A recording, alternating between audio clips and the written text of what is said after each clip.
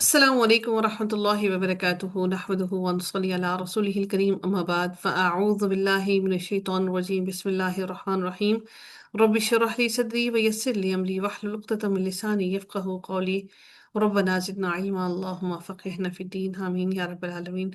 الحمدللہ، شکر الحمدللہ، اپنے رب کائنات کے بہت مشکور ہیں کہ آج الحمدللہ آج ہمارا پارہ مکمل ہو رہا ہے، اور اللہ تعالیٰ سے دعا ہے کہ اللہ تعالیٰ قرآن کے ہر ہر لفظ کو ہمارے لیے سمجھنا آسان کر دے اور اس کو ہمارے سینوں میں اتار دے، اور ہم سب کو لیلۃ القدر نصیب فرما دے۔ بڑی خوش نصیبی کی بات ہے کہ آج ہمارا قرآن بھی مکمل ہو رہا ہے، اور رات کے یہ لمحے ہیں جس لمحے میں دل و روحیں انسان کی طرف متوجہ ہوتی ہیں۔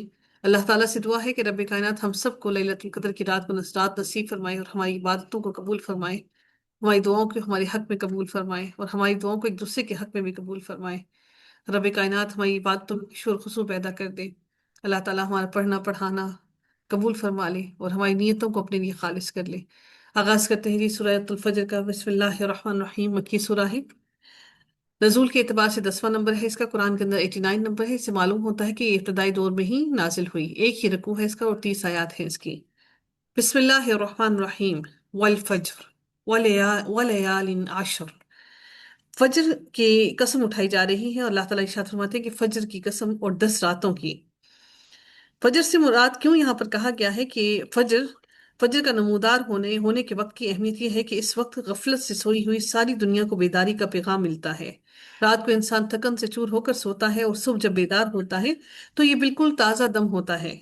اور بعض مفسرین نے ان 10 راتوں سے مراد رمضان کا آخری عشرہ لیا ہے، جن میں لیلۃ القدر ہوتی ہے، یعنی جن میں لیلۃ القدر ہوتی ہے، یہ آخری 10 راتوں کا عشرہ لیا ہے۔ بعض مفسرین نے اس سے مراد بعض مفسرین کہتے ہیں کہ فجر سے مراد عام فجر نہیں بلکہ یوم النحر یا پھر عید الضحیٰ کی فجر ہے، اور اس اور 10 راتوں سے مراد یکم ذوالحجہ سے لے کر 10 ذوالحجہ تک کی راتیں ہیں، اور ان دونوں کے مطابق یہ 10 راتیں بڑی فضیلت والی اور اپنی اپنی جگہ اہم ہیں۔ یوم النحر والی بھی، اور یعنی ذوالحجہ کی 10 راتیں بھی، اور کون سی جو آم، رمضان کی آخری 10 راتیں ہیں، دونوں ہی اپنی اپنی جگہ بہت اہمیت رکھتی ہیں۔ اللہ رب العزت نے پھر اس کے بعد فرمایا کہ والشفع والوتر، اور جفت کی بھی اور طاق کی بھی، یعنی اللہ تعالیٰ نے جفت اور طاق دونوں کی قسمیں اٹھائیں۔ اب جفت اور طاق سے مراد کیا ہے کہ جس طرح ہم دیکھتے ہیں کہ نمازیں جو ہیں وہ بھی طاق ہیں، اور نمازوں میں نماز مغرب کی نماز جو ہے اس کے اندر 3 فرض جو ہے وہ سارے دن کی نمازوں کو طاق بناتی ہے، اور اسی طرح سے عشاء کی نماز جو آخری رات کی عبادتوں میں سے ہے، اور اس میں سے 3 وتر یا ایک وتر یا جو 3 وتر پڑھے جاتے ہیں، یا وہ رات بھر کی عبادتوں کو طاق بناتے ہیں۔ تو اللہ تعالیٰ نے اللہ تعالیٰ نے کائنات کی جو جو چیزیں پیدا کی، وہ کائنات کی چیزیں جیسے ہم دیکھتے ہیں ایک سورج، ٹھیک ہے، ایک سورج ایک چاند، اسی طرح سے، اور اللہ تعالیٰ نے ہم جو کعبہ کے گرد طواف کرتے ہیں وہ 7 طواف ہوتے ہیں، یعنی طاق عدد میں، اور اسی طرح سے اللہ تعالیٰ کی ذات بھی اکیلی ہے جو کہ طاق ہے۔ اور جفت سے مراد کیا ہے؟ اللہ تعالیٰ نے ہمارے جسم کے اعضاء جفت جفت میں بنائے، انسان کو بھی اللہ تعالیٰ نے اور جانوروں اور پرندوں کو بھی اللہ تعالیٰ نے جوڑوں کی صورت میں بنایا۔ اس لیے یہ کوئی عام چیزیں نہیں ہیں، یہ بڑی اہمیت کی حامل چیزیں ہیں۔ اللہ تعالیٰ نے جفت اور طاق دونوں کی قسمیں اٹھا کر فرمایا واللیل اذا یسر، اور رات کی جب وہ چلتی ہے، یعنی اللہ تعالیٰ فرماتی ہے اور رات کی جب وہ گزر جائے، یعنی رات کا چلنا جب وہ گزر جائے۔ اللہ تعالیٰ فرماتی ہے پھر مزید اپنی آیت کے اندر کہ حل فی ذالک قسم لذی حجر، ان باتوں میں اہل عقل کے لیے ضرور ایک بھاری بھاری بھاری اللہ تعالیٰ فرماتے ہیں بھاری قسم ہے، یعنی کہ ان باتوں کے لیے اہل عقل سمجھ لینا چاہیے کہ ان کے لیے یہ کوئی چھوٹی موٹی قسمیں اللہ تعالیٰ نہیں اٹھا رہے ہیں۔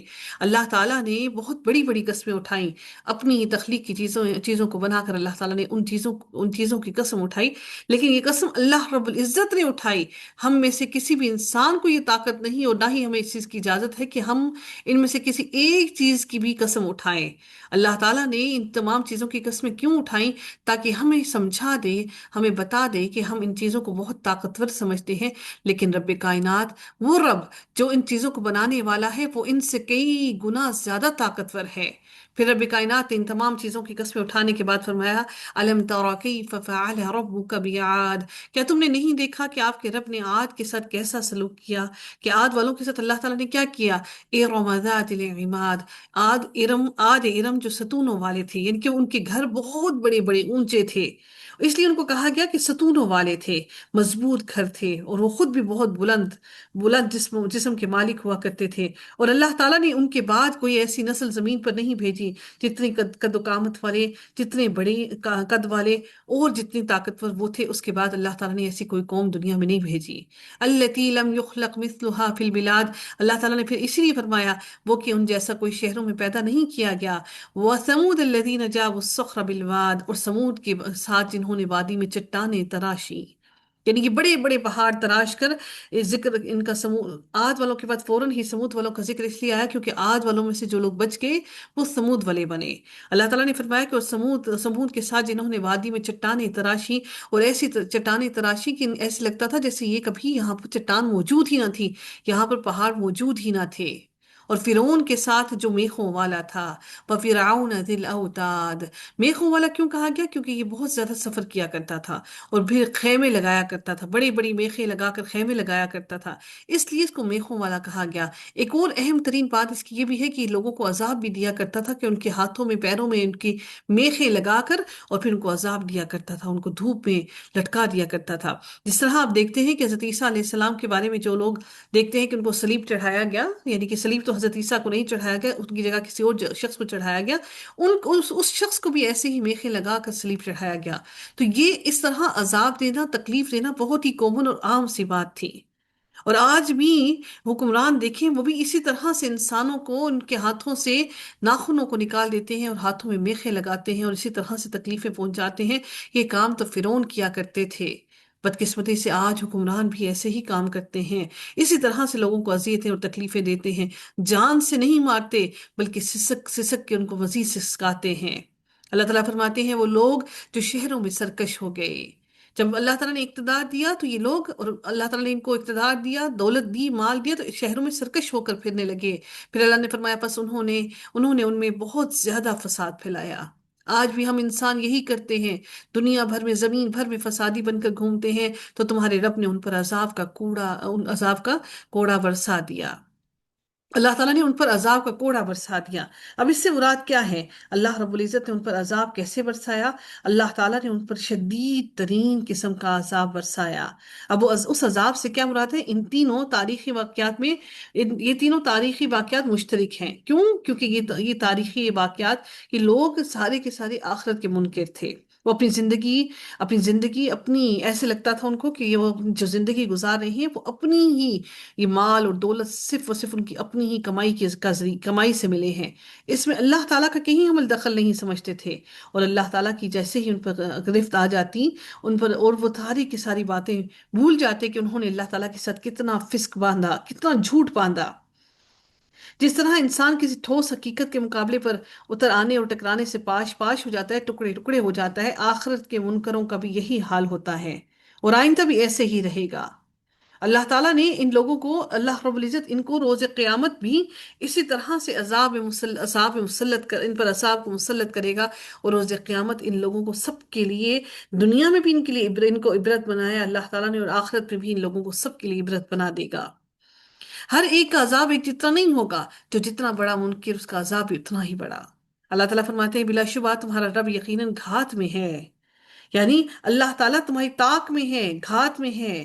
گھات ایسی جگہ کو کہتے ہیں جہاں کوئی شخص کسی کے انتظار میں اس لیے چھپا بیٹھا ہو کہ جب وہ اس کی زد میں آئے تو اس کی جال میں پھنس جائے، گزرنے والا اپنے انجام سے غافل اور بے فکری سے جا رہا ہو کہ اچانک وہ شکار میں آ جائے، جس طرح شکاری گھات میں بیٹھا ہوتا ہے نا، اسی لیے اللہ تعالیٰ نے فرما دیا بلا شبہ آپ کا رب تو طاق میں ہے، وہ گھات میں ہے، طاق میں ہے، وہ دیکھ رہا ہے کہ تم جو کر رہے ہو، وہ تمہیں دیکھ رہا ہے کہ تم کرتے رہو، پھر تمہیں یکدم کھینچ لے گا۔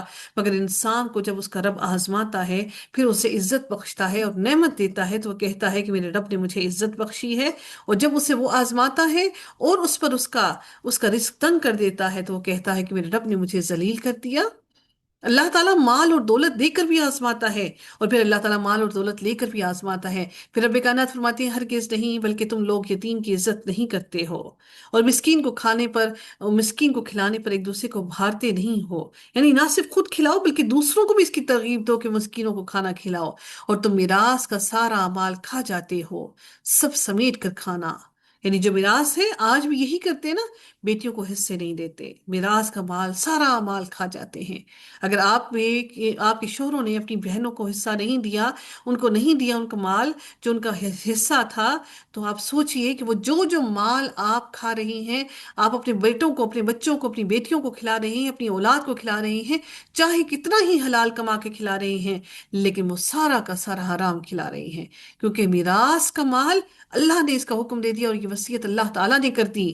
اللہ تعالیٰ فرماتے ہیں اور تم میراث کا سارا مال کھا جاتے ہو، اور سب سمیٹ کر کھا جاتے ہو، اور مال سے تم محبت رکھتے ہو، اور بہت زیادہ محبت رکھتے ہو، اسی لیے کھاتے ہو نا کہ مال سے محبت ہے تمہاری۔ میرے رب نے فرمایا ہرگز نہیں، جب زمین کوٹ کوٹ کر ریزہ ریزہ کر دی جائے گی، اللہ تعالیٰ نے اس مال کو، اس میراث کے مال کو کھانے کے بعد کہہ دیا کہ جب زمین کوٹ کوٹ کر ریزہ ریزہ کر دی جائے گی، اور تمہارا رب آئے گا، اور فرشتے بھی صف در صف آئیں گے، اللہ اکبر، قیامت کی گھڑی ہوگی، اور تمہارا رب آئے گا اور فرشتے اس کے سامنے صفے باندھ کر کھڑے ہوں گے۔ یہ صف باندھنا بھی جو نمازوں میں ہم باندھتے ہیں، یہ فرشتوں سے سکھایا گیا کہ فرشتے بھی اسی طرح سے صف باندھے اپنے رب کے سامنے کھڑے ہوتے ہیں، اور اس دن جہنم کو لایا جائے گا۔ اس دن انسان نصیحت حاصل کرے گا، اور اب اس کے لیے نصیحت کہاں، اب وہ نصیحت کسی کام کی نہیں۔ یقول یا لیتنی قدمت لی حیاتی، انسان کہے گا کہ اے کاش میں اپنی زندگی کے لیے کچھ آگے بھیجا ہوتا میں نے۔ پھر اللہ تعالیٰ فرماتے ہیں پھر اس دن اللہ تعالیٰ کے عذاب جیسا کوئی عذاب نہ دے گا، جو عذاب اللہ دے گا ویسا عذاب کوئی نہ دے سکے گا، اور نہ ہی اس کے باندھنے جیسا کوئی باندھے گا۔ جس طرح اللہ تعالیٰ زنجیروں میں جکڑے گا، اس جیسا کوئی بھی زنجیروں میں نہ جکڑ سکے گا، اس زنجیروں سے کوئی کوئی اپنے آپ کو بچا نہ سکے گا، کوئی راہ فرار نہ حاصل کر سکے گا۔ اللہ تعالیٰ فرماتے ہیں اس روز قیامت، وہ جو روز قیامت ہے، اس روز جب اللہ تعالیٰ جکڑے گا تو اس جیسا جکڑنے والا کوئی ہے نہیں، کوئی انسان کو ویسے جکڑ نہیں سکے گا۔ پھر میرے رب نے فرمایا یا ایتھا النفس المطمئنہ، یہ وہ نفس ہے جس نے دنیا میں کام اچھے کیے، اچھے عمل کیے، اور اس کا نفس مطمئن ہو گیا، دل مطمئن ہو گیا۔ اللہ تعالیٰ نے ہمارے ساتھ یہ نفس مطمئنہ لگا دیا۔ اللہ تعالیٰ نے فرمایا اے اطمینان والی جان، ارجعی الی ربک راضیۃ مرضیہ، اپنے رب کی طرف لوٹ آؤ، راضی ہونے والی ہو، پسند کی ہوئی ہو، کہ اللہ تعالیٰ تجھ سے راضی ہو گیا، تجھے اللہ نے پسند کر لیا۔ فادخلی فی عبادی، میرے بندوں میں شامل ہو جاؤ، وادخلی جنتی، اور میری جنت میں داخل ہو جاؤ۔ یا اللہ تو ہمیں ان لوگوں میں شامل کر دینا، ہمیں بھی وہ نفس مطمئنہ عطا کرو، یا اللہ تو ہمیں بھی انہی لوگوں میں شامل کرنا جو جن سے تو راضی ہو جا، جن کو تو نے پسند کر لیا۔ یا اللہ تو ہمیں روز قیامت سرخرو کر دینا، ہمیں گناہوں سے پاک کر دینا۔ ہم نے بڑی نافرمانیاں کی ہیں یا رب تیری، اے اللہ تیری بڑی نافرمانیاں کی ہیں، تو ہمیں معاف کر دینا، تو درگزر کرنے والا ہے، تو ہم سے درگزر کر دے۔ سورہ بلد کا آغاز ہوتا ہے جو مکی سورہ ہے، نزول کے اعتبار سے 35 نمبر ہے، ایک ہی رکوع ہے اس کا۔ بسم اللہ الرحمن الرحیم، لا اقسم بہذا البلد، میں قسم کھاتا ہوں اس شہر کی۔ اس شہر سے مراد کچھ مفسرین نے لیا ہے کہ اس شہر سے مراد مکہ مکرمہ ہے، کہ مسلمانوں کے علاوہ کفار مکہ کے ہاں بھی مکہ کی اہمیت اور عظمت بہت زیادہ تھی، بلکہ کفار مکہ کو تو اس شہر کی برکت کی وجہ سے کئی طرح کے دنیاوی، تجارتی اور سیاسی مفادات بھی حاصل کر رہے تھے۔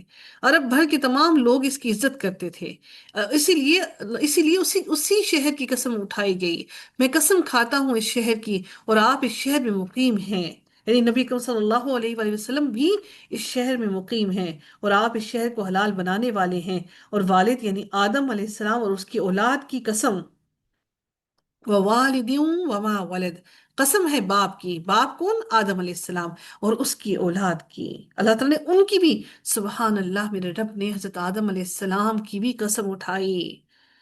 اللہ تعالیٰ نے کیا فرمایا آگے؟ لَقَدْ خَلَقْنَا الْإِنسَانَ فِي كَبَدٍ، بلا شبہ یقیناً ہم نے انسان کو بڑی مشقت میں پیدا کیا۔ اللہ تعالیٰ نے کیا فرما دیا کہ ہم نے انسان کو سختی جھیلتے رہنے والا پیدا کیا۔ انسان کی زندگی آسان کبھی نہیں ہے۔ میرے رب نے قرآن میں فرما دیا کہ ہم نے انسان کو بڑی مشقت جھیلنے والا بنا کر پیدا کیا۔ ہم نے ساری زندگی مشقت اٹھانی ہے، کسی کی مشقت تھوڑی اور کسی کی مشقت زیادہ۔ اس لیے اپنی زندگی کی مشقت سے یہ مت سوچئے کہ یہ کیا بات ہوئی کہ اللہ تعالیٰ نے ہمیں اتنی مشقت میں ڈال دیا۔ میرے رب نے پھر فرمایا اَيَحْسَبُ أَن لَّن يَقْدِرَ عَلَيْهِ أَحَدٌ، کیا وہ خیال کرتا ہے کہ اس پر کبھی کوئی قادر نہیں ہوگا؟ انسان یہ گمان کرتا ہے۔ یقول اہلکت مالا لبدا، وہ کہتا ہے میں نے ڈھیروں مال برباد کر دیا۔ کیا وہ خیال کرتا ہے کہ اس کو کسی ایک نے نہیں دیکھا؟ کیا ہم نے اس کی دو آنکھیں نہیں بنائیں اور ایک زبان اور دو ہونٹ، اور ہم نے اس کو دو راستے بتا دیے؟ کون سے؟ ہدایت کا اور سرکشی کا۔ ہم نے دو راستے اس کو بتا دیے۔ اللہ تعالیٰ فرماتے ہیں سو وہ دشوار گزار گھاٹی میں داخل نہیں ہوا۔ یہ کون سی ہے دشوار گزار گھاٹی؟ یہ جو انسان اپنے آپ کو دنیا کی برائیوں سے بچا کر اگر آخرت کی طرف نکلتا ہے تو یقیناً وہ دشوار راستہ ہے، وہ آسان کسی کے لیے بھی نہیں ہے۔ یہ گھاٹی در حقیقت انسان کے اخلاقی بلندیاں ہیں کہ انسان اپنے آپ کو اپنی اخلاقی بلندیوں پر چڑھ سکے۔ انسان کے لیے ان اخلاقی بلندیوں پر چڑھنا بڑا مشکل ہے۔ وہ کیسے ہے کہ ہم ہر کسی کے داؤ پیچ پر آ جاتے ہیں اور اپنے دلوں میں فوراً ہی کوئی نہ کوئی تکلیف رکھ لیتے ہیں اور ہم لوگوں سے نفرت کرنے لگ جاتے ہیں۔ اللہ تعالیٰ فرماتے ہیں وَمَا أَدْرَاكَ مَا الْعَقَبَةُ، اور تم کیا جانو کہ وہ دشوار گزار گھاٹی کیا ہے؟ کسی گردن کا چھڑانا۔ اللہ تعالیٰ وہ سارے کے سارے ہمیں اخلاقی اقدار اور اخلاقی باتیں بتا رہی ہے کہ وہ کیا ہے، یعنی کسی گردن کا چھڑانا۔ اس سے وہ تمام باتیں بھی آ جاتی ہیں کہ کسی کا قرض ادا کر دینا، کسی مفلس کی مدد کر دینا، کسی قیدی کو چھڑوا دینا، کسی کی گردن کو چھڑانا، یا بھوک والے دن کھانا کھلانا جو بھوکا ہے، کسی رشتہ دار اور یتیم کی بھی مدد کرنا، یا خاک نشین محتاج کی بھی مدد کرنا۔ ثم كان من الذين آمنوا وتواصوا بالصبر وتواصوا بالمرحمة، پھر یہ کہ وہ ان لوگوں میں ہو جو ایمان لائے اور جنہوں نے ایک دوسرے کو صبر کی وصیت کی اور ایک دوسرے کو رحم کی بھی نصیحت کی۔ ہم رحم کی نصیحت نہیں کرتے، ہم صبر کرنے کی بھی وصیت نہیں کرتے۔ ہم کیا کہتے ہیں اس نے ایسا کیا تم اس کا ڈبل جواب دو۔ یہ اللہ تعالیٰ نے وہ گھاٹی کا بتا دیا جس گھاٹی میں داخل ہونا ہم سب کے لیے دشوار گزار ہے۔ پھر یہ کہ وہ ان لوگوں میں ہو جو ایمان لائے اور جنہوں نے پھر ایک دوسرے کو صبر کی وصیت کی اور ایک دوسرے کو رحم کرنے کی نصیحت کی۔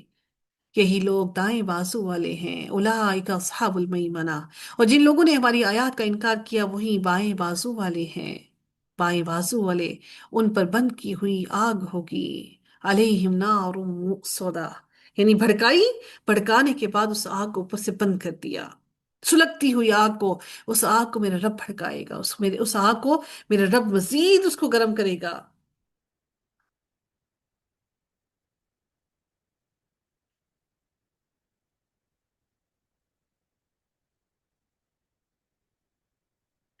اور جو لوگ اللہ کے آخرت کے اور اللہ کی آیات کے منکر ہیں کہ یہ لوگ اپنی شامت اعمال کے نتیجے میں دیکھ لیں گے کہ انہیں ان کا اعمال نامہ انہیں کس طرح سے بائیں ہاتھ میں جب تھمایا جائے گا تو انہیں زنجیروں میں باندھ کر اللہ تعالیٰ کس طرح جہنم میں ڈال دے گا، اور پھر جہنم کے اندر ڈالنے کے بعد جہنم کے دروازوں کو بند کر دیا جائے گا۔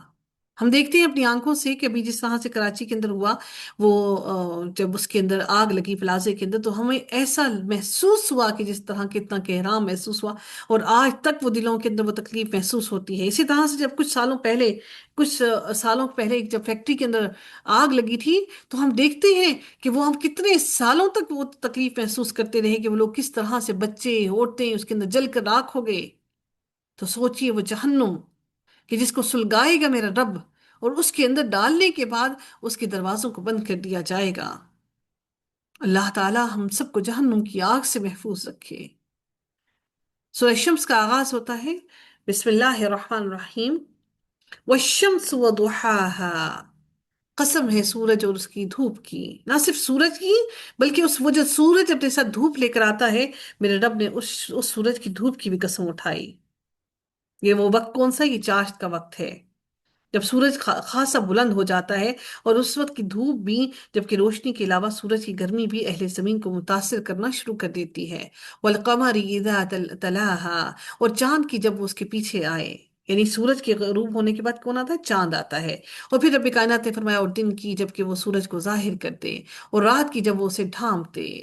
کس کو؟ سورج کے روشنی کو ڈھانپتے، ساری کے ساری طرف، ہر طرف تاریکی چھا جائے۔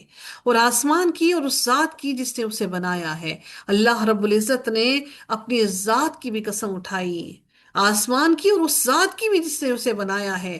وَالْأَرْضِ وَمَا طَحَاهَا، اور زمین کی اور اس ذات کی جس نے اسے بچھایا۔ سبحان اللہ! اللہ تعالیٰ نے اپنی اپنی اس مہارت اور اپنی اس صفت کی بھی قسم اٹھائی، جس صفت نے اللہ تعالیٰ نے اس کو بنایا، آسمان کو بھی، اور اس ذات نے، اس ذات جس نے اس زمین کو ہمارے پیروں تلے بچھا دیا۔ پھر رب کائنات نے فرمایا اور نفس کی اور اس ذات کی جس نے اسے درست کیا۔ سبحان اللہ! اللہ تعالیٰ نے پھر اپنی ذات، اور پھر اللہ تعالیٰ نے یعنی جان کی اور اس ذات کی جس نے اسے ٹھیک کر کے بنایا۔ یعنی نفس کو پیدا کرنے کے بعد اس میں وہ تمام ظاہری اور باطنی قوتیں اللہ تعالیٰ نے رکھ دی، جن سے کام لے کر وہ ایسے سب کام سر انجام دے سکے جن کے لیے اسے پیدا کیا گیا ہے۔ انسان پیدائشی طور پر گناہ گار پیدا نہیں ہوا، جیسے کہ عیسائیوں کا عقیدہ ہے، اور اسی غرض سے انہوں نے کفارہ مسیح کا عقیدہ اپنا رکھا ہے، اور نہ ہی انسان شر پسند پیدا ہوا ہے، جیسے کہ بعض گمراہ لوگ یہ سمجھتے ہیں کہ انسان جو ہے یہ پیدائشی طور پر ہی جہنمی تھا۔ پیدائشی کوئی نہیں ہوتا، اللہ تعالیٰ نے ہر انسان کو، ہر بچے کو اسلام کی فطرت پر پیدا کیا، پھر اس کے والدین اس کو مجوسی، عیسائی یا اس کو کافر بنا دیتے ہیں۔ اب یہ ہم والدین پر ہے کہ ہم اپنے اولاد کی تربیت کیسے کرتے ہیں۔ اللہ تعالیٰ نے فرمایا اور نفس کی اور اس ذات کی جس نے اسے درست کیا، یعنی اللہ تعالیٰ نے ہمارے دلوں کو درست کیا، ہمیں ایمان کے ساتھ پیدا کیا۔ اب یہ ہم پر ہے کہ ہم اپنے ایمان کو درست رکھتے ہیں اس گھاٹی کے اندر داخل ہو کر۔ یعنی گھاٹی کیا ہوتی ہے؟ وہ جو تاریک، وہ جو تنگ سا راستہ ہوتا ہے، اس تنگ راستے میں اندر گھسنا بہت مشکل ہوتا ہے۔ پھر اس کی بدی اور اس کا تقوی اس کے دل میں ڈال دیا۔ اللہ نے یہ دونوں چیزیں ہمارے دلوں میں ڈال دی، یقیناً کامیاب ہو گیا وہ جس نے اسے پاک کیا۔ کس نے؟ جس نے اپنے نفس کو پاک کیا۔ کس سے؟ اس بدی سے۔ اللہ نے بدی کو اور تقوی دونوں کو دل میں ڈالا ہے۔ اور یقیناً نامراد ہوا وہ جس نے اسے مٹی میں دبا دیا۔ کس نے؟ وہ جس نے تقوی نہیں اختیار کیا۔ نامراد ہو گیا وہ جس نے اپنی تقوی اختیار کیے بغیر برائی کو سمیٹ لیا۔ سمود نے اپنی سرکشی کی بنا پر جھٹلایا۔ سمود نے کیوں جھٹلایا؟ کیونکہ وہ سرکش تھے، وہ سمجھتے تھے کہ ہمیں سب کچھ علم ہے، ہم سب کچھ جانتے ہیں، ہمارے پاس سب کچھ موجود ہے۔ جب اس کا بدبخت ترین آدمی اٹھا تو اللہ کے رسول صالح نے ان سے کہہ دیا تھا اللہ کی اونٹنی اور اس کی پینے کی باری کا خیال کرو، اس کو نقصان مت پہنچانا۔ بس انہوں نے جھٹلا دیا، اور اسے اور کس کو جھٹلا دیا؟ حضرت صالح علیہ السلام کو جھٹلا دیا، اور اس کی پونچیں کاٹ دیں۔ کس کی ٹانگیں؟ یعنی پونچیں، یعنی کہ اس اونٹنی کی ٹانگیں کاٹ دیں۔ تو ان کے رب نے انہیں گناہ کے سبب ہلاک کر دیا، پھر اس بستی کو برابر کر دیا، بالکل برابر، ان کے گھر، ان کے مال اسباب، سب کچھ اللہ تعالیٰ نے برابر کر دیا۔ اور وہ اس تباہی کے انجام سے نہیں ڈرتا۔ اللہ تعالیٰ ولا يخاف عقباها، اللہ تعالیٰ نے واضح فرما دیا کہ وہ اس تباہی کے انجام سے نہیں ڈرتا۔ یعنی دنیا دار بادشاہ جب کسی دوسری قوم یا ملک پر حملہ کرتے یا ان سے اپنا بدلہ لینا چاہتے ہیں تو اپنی اس کارروائی کے نتائج پر نظر رکھتے ہیں، مثلا کہ اس حملے کا رد عمل کیا ہوگا، کہیں ہمیں اپنی رعایا سے اس کے خلاف، ہمارے خلاف اٹھ کھڑی تو نہیں ہوگی۔ لیکن اللہ تعالیٰ جب کسی قوم کو تباہ کرتا ہے، برباد کرتا ہے، تو اللہ تعالیٰ پھر اس قوم کی تباہی کے انجام سے نہیں ڈرتا۔ ہمیں ریبیلین کا ہوتا ہے نا کہ کوئی قوم ہماری وہ مخالف ہو جائے گی، بغاوت پر اتر آئے گی، لیکن اللہ تعالیٰ جب کسی قوم کو تباہ کرتا ہے تو پھر اس کے انجام سے نہیں ڈرتا۔ کہ اللہ تعالیٰ جب کسی کو نیست و نابود کر دیتا ہے، تباہ کر دیتا ہے، تو وہ تو خود ہی کسی قابل نہیں رہتے، وہ تو خود ہی بالکل بے نام و نشان اللہ تعالیٰ ان کو چھوڑ دیتا ہے۔ اور جو لوگ رہتے ہیں وہ جب تک کوئی انسان باقی رہتے ہیں، سارے کے سارے ان کو ملامت کرتے رہتے ہیں۔ اس لیے اللہ تعالیٰ نے فرمایا وَلَا يَخَافُ عُقْبَاهَا، سورہ لیل کا آغاز ہوتا ہے جو کہ مکی سورہ ہے، نو آیا، نزول کے اعتبار سے 9 نمبر ہے اس کا. اس کا مطلب ہے یہ بھی ابتدائی ادوار میں نازل ہوئی. بسم اللہ الرحمن الرحیم. واللیل اذا یغشا، قسم ہے رات کی جب وہ چھا جائے، رات کا اندھیرا جب چھا جائے. اللہ تعالیٰ فرماتے ہیں قسم ہے رات کی جب وہ چھا جائے اور دن کی جب وہ روشن ہو جائے. دونوں کی قسمیں اٹھائیں، مخالف چیزوں کی، دونوں کی. یعنی دیکھو جب رات چھاتی ہے تو کس طرح ہر طرف اندھیرا چھا جاتا ہے، اور جب دن آتا ہے تو کس طرح ہر طرف روشنی آ جاتی ہے. کہیں پر اندھیرا باقی نہیں رہتا اور کہیں پر روشنی باقی نہیں رہتی. جب رات اور دن آتے ہیں تو کہیں پر بھی کوئی کمی باقی نہیں رہتی. پھر رب کائنات نے فرمایا اور اس ذات کی جس نے نر اور مادہ پیدا کیا. اللہ رب العزت نے دونوں، یعنی وہ ذات جس نے ان دونوں کو پیدا کیا، نر کو بھی اور مادہ کو بھی. یقیناً تمہاری کوششیں بلا شبہ الگ الگ ہیں. میرے رب کائنات نے کیا فرمایا؟ یقیناً تمہاری کوششیں مختلف قسم کی ہیں، الگ الگ ہیں. یعنی اسی طرح اے بنی اور نو انسان، تم جو کچھ اس دنیا میں اعمال کر رہے ہو وہ بھی ایک دوسرے سے متضاد اور مختلف ہیں. جس طرح دیکھیں اللہ تعالیٰ نے دن اور رات اس کا مخالف بتایا. اللہ تعالیٰ نے پھر فرمایا دن اور رات کے بعد اس کی روشنی اور اندھیرے کا بھی فرمایا. رات چھا جاتی ہے اور وہ روشنی پھیل جاتی ہے. اسی طرح سے نر اور مادہ کو مخالف بتایا. پھر اس کے بعد اللہ تعالیٰ نے ان مخالف چیزوں کو بتانے کے بعد فرمایا کہ بلا شبہ تمہاری کوششیں بھی الگ الگ ہیں. کوئی نیک عمل کرنے والا ہے، کوئی بد عمل کرنے والا ہے. کوئی نیکی میں اوپر چڑھنے والا ہے، کوئی برائی میں اللہ تعالیٰ، کوئی برائی میں پستیوں میں گرنے والا ہے. پھر رب کائنات نے فرمایا جس نے دیا اور اللہ تعالیٰ کی جس نے دیا اور اللہ تعالیٰ کی نافرمانی سے بچا، اللہ کی راہ میں دیا اور پھر نافرمانی سے بچا اور بھلائی کو سچ مانا، تو ہم جلد ہی اس کو آسان راستے کے لیے سہولت دیں گے. کیا؟ نیکی پر چلنا اللہ تعالیٰ اس کے لیے آسان کر دیں گے. اور لیکن جس نے بخل کیا اور بے پرواہ ہوا اور بھلائی کو جھٹلایا تو ہم جلد ہی اس کو مشکل راستے کے لیے سہولت دیں گے. یعنی وہ برائی کی طرف اس کے لیے اللہ تعالیٰ اس کے لیے برائی کرنا آسان کر دے گا، اور اس کا مال اس کے کام نہ آئے گا جب وہ جہنم میں گرے گا. بلا شبہ ہدایت دینا یقیناً ہمارے ذمے ہے، اور یقیناً آخرت اور دنیا ہمارے اختیار میں ہے. بس میں نے تمہیں شعلہ مارتی آگ سے ڈرا دیا ہے جس میں اس بڑے بدبخت کے سوا کوئی داخل نہیں ہوگا. کون اس آگ میں داخل ہوگا؟ جس نے جھٹلایا اور منہ موڑا. ہم بہت سی باتوں کو جھٹلا دیتے ہیں. جھٹلانے سے مراد یہ نہیں کہ ہم صرف یہی کہہ دیں کہ جھوٹ ہے یہ. اس سے مراد یہ بھی ہے کہ ہم اس کو ایکسیپٹ ہی نہ کریں. کسی چیز کو جب ہمارے سامنے کوئی چیز رکھی جاتی ہے تو وہ دو ہی ہمارے پاس معاملات ہوتے ہیں، یا تو پھر ہم اس کو ایکسیپٹ کر دیں یا پھر ہم اس کو ڈینائی کر دیں، یا پھر ہم اس کے لیے خاموش ہو جائیں. یعنی دل کے اندر کچھ ہے، ایسا چل رہا ہے کہ ہمارا دل اس کو ایکسیپٹ کرنا نہیں چاہتا. تو اللہ تعالیٰ نے فرمایا جس نے جھٹلایا اور منہ موڑا اور ان قریب بڑا پرہیزگار، اس سے دور ہی رکھا جائے گا. کس سے؟ جہنم سے. جو اپنا مال دیتا ہے کہ وہ پاک ہو جائے. سبحان اللہ. ہم اپنا مال خرچ کرتے ہیں، صدقہ کرتے ہیں، خیرات کرتے ہیں کہ ہم ان گناہوں سے پاک ہو جائیں، اور اس پر کسی کا احسان نہیں جس کا بدلہ دیا جائے، مگر صرف اپنے رب کی رضا کی تلاش میں جو سب سے بلند ہے. ہم وہ اللہ کی راہ میں خرچ کرنے کے بعد احسان نہیں جتلاتے، بس اس لیے خرچ کرتے ہیں کہ اللہ کی رضا کو تلاش کر لیں جو سب سے بلند ہے، اور یقیناً بہت جلد وہ خوش ہو جائے گا. سورہ دوحہ کا آغاز ہوتا ہے جو کہ مکی سورہ ہے. بسم اللہ الرحمن الرحیم. والضحیٰ، قسم ہے دھوپ نکلنے کے وقت کی اور رات کی جب وہ چھا جائے. آپ کے رب نے آپ کو نہ چھوڑا. نبی اکرم صلی اللہ علیہ وسلم کو کہا کہ آپ کے رب نے آپ کو نہیں چھوڑا. مشرکین مکہ نبی اکرم صلی اللہ علیہ وسلم کو بار بار بار بار ان کو یہ کہتے تھے کہ تم، آپ کے رب نے آپ کو چھوڑ دیا، کیا آپ کا رب آپ کی مدد ہی نہیں کر رہا؟ آپ کے رب نے آپ کو چھوڑ دیا ہے. تو اللہ رب العزت نے یہاں پر واضح الفاظ میں فرما دیا کہ اور رات کی جب وہ سنسان ہو جائے، آپ کے رب نے تو آپ کو چھوڑا ہے اور نہ ہی ناراض ہوا ہے. اس صورت کے نزول کا پس منظر یہ ہے کہ رسول اللہ صلی اللہ علیہ وسلم پہلی وحی غار ہرا میں، جب ان پر پہلی وحی غار ہرا میں نازل ہوئی جو سورہ الگ کی ابتدائی 5 آیات تھیں، اس بار وحی کی گفت کا یہ حال تھا کہ آپ نے گھر آ کر سیدہ عائشہ خدیجہ رضی اللہ تعالیٰ عنہا کو یہ واقعہ سنایا تو بتایا مجھے اپنی جان کے لالے پڑ گئے ہیں. اور دلچسپی کا یہ عالم تھا کہ آپ اس واقعے کے بعد ہر وقت جبرائیل علیہ السلام کی آمد کے منتظر رہتے تھے، لیکن وہی کچھ عرصے کے لیے بند ہو گئی. یہ عرصہ کتنا تھا اس کے متعلق مختلف اقوال ہیں. کم سے کم 3 دن اور زیادہ سے زیادہ 6 ماہ. باقی اللہ تعالیٰ بہتر جانتے ہیں کہ کتنا عرصہ وحی موقوف رہی، ہم نہیں جانتے۔ اسی وقفے کو فطرت الوحی کہا جاتا ہے۔